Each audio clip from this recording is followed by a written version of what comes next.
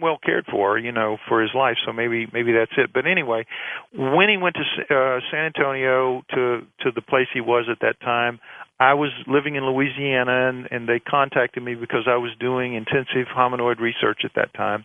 And so I went over to take a look at him and examine him. And to my eye, and I told them, this was before they had the DNA done, I said, I'm very confident that this is nothing but a malformed a chimpanzee, a normal chimpanzee with a malformed pelvis. His pelvis was clearly narrower by far than the other chimp pelvises.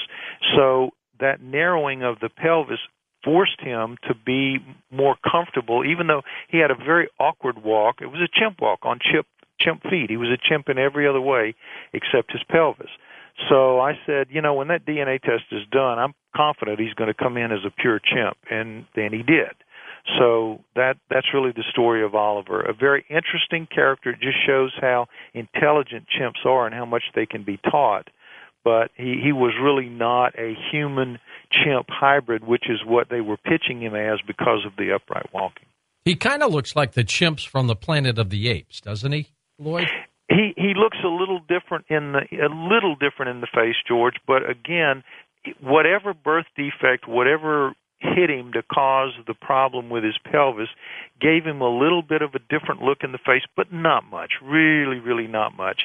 And the main difference was he was bald, like I am. I'm very he was bald, and so it made him look, and not bald as me, but he had thin hair for a chimp, and that made his face and his head look different. But if you looked at the overall shape of it, it wasn't that different.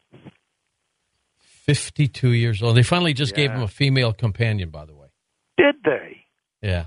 Why'd they wait so long? What can he do with her?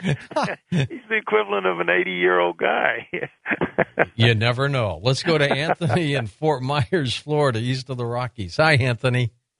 Hi, guys. Thanks for having me on. Real quick, I wanted to know Lloyd's opinion of Dead Sea Scrolls and how it says how the Son of God came down to earth and they mated with God's creation. Well, a little bit of Genesis here. You're going to have to repeat that, George. I'm sorry, I didn't understand. Wanted your reaction to the Dead Sea Scrolls, and then he did a little quote of Genesis about giants mating with, women of this planet. Well, those two things aren't related. The Dead Sea Scrolls does not have that. The Bible has that. So if we're talking about the Bible, then several of the textual parts of Genesis are directly related to the writings of the Sumerians, and that's one of them. So I think that if you choose to read Genesis with the idea that they're talking about multiple gods with small g rather than one big god with the big G, the way Sitchin describes it in his extensive works, and the way I describe it to a smaller degree in Everything You Know Is Wrong, it's clear. But again, like mainstream science, mainstream religion is not going to want to open up that can of worms because it's going to turn their world inside out and upside down. So people who are in positions of authority and power tend to do everything possible to hold on to that authority and power, and they fight all they can to avoid those who would take it from them, and that's just the way of life. And so while those things are really obvious, if you look at them with certain eyes, they're very easy to blind yourself to if that's not what you want to see, hear, think, or believe. What do you do over the next year or two, Lloyd? What are your projects?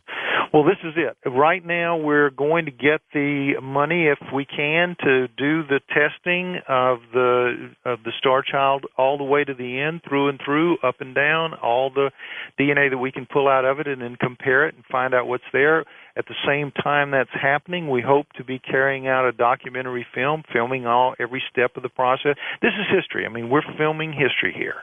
You don't get many opportunities to do this, to record it as it's unfolding. So we take that responsibility very seriously. We're going to produce a documentary film around that, around the backstory of what led up to that, and have that out as soon after the testing is completed as we can possibly do it. But we understand the responsibility that we have here. All of us who are at the core of this project understand that this is as big as it gets, as important as it gets.